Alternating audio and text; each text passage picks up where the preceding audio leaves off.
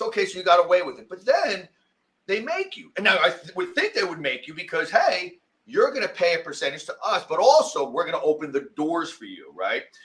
What was the point if you're not paying this tax, this kicking 10% up? And by the way, I thought this was like a golden rule: 25% of everything you make goes up. What was the point of them making you?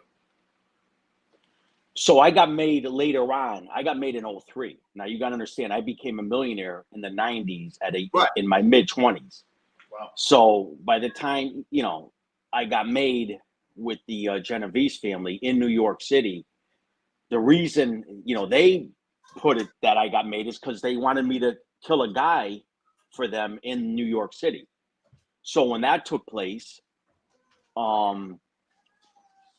they said, well, come down and kill this guy.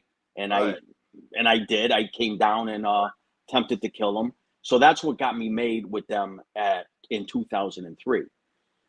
Prior to that, growing up around my area with the guys it wasn't like I didn't have to kick up or we were all partners in the sports with a mobster. Like Bruno was our partner. So and we were partners he would take, and he treated us like you would younger guys. Like he took 50% of the sports. He took 50% of the Shylock business. He took the majority of the numbers and all the card games, and then we split our end 50%. So there was kind of were right. What I say in my story is unique is because I didn't care about none of that. My money that I made was all mine. Was 90% of the money that I made was in the marijuana business, and that not one penny went to the mob. So not one penny went to Bruno. Not one penny went to my other part. I had a lot of so-called, not partners, but people I did business with, and they became multimillionaires too in the marijuana business.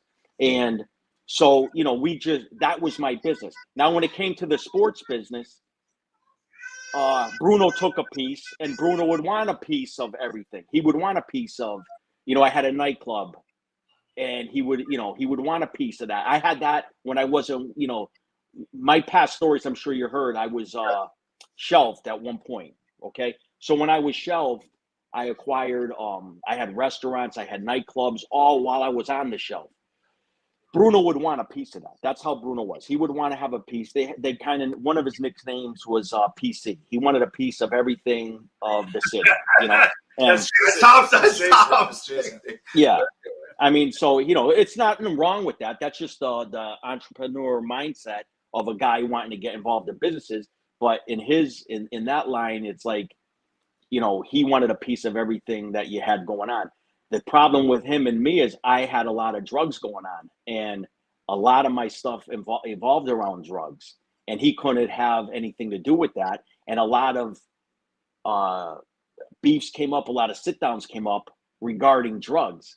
And where we, let's just say we robbed drug dealers for kilos of coke, and he would come and approach us about it. And these were big scores. These were hundreds of $1,000 scores.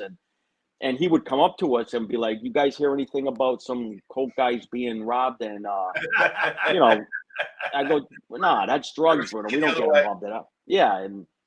But yeah, so there was a lot of beefs that came up with the drugs. But so going into 2003, I never kicked up anything. Bruno, when he took over in Boss, and like I said, that's all true with us not kicking up nothing in the Springfield faction to New York. No. Bruno sent down a van full of goods. I said that in past of what he sent, cigars and expensive liquors and everything. Some envelope. Bruno wasn't sending an envelope. No, according to Anthony. So no. So now that changed in 2001 when Bruno became boss. See, Bruno got put. Now, when I say boss, just so the viewers will know, Bruno was a boss here. Just like before him, there was Babette Shabelli, there was Anthony DeLavo, there was Skyball Shabelli, there was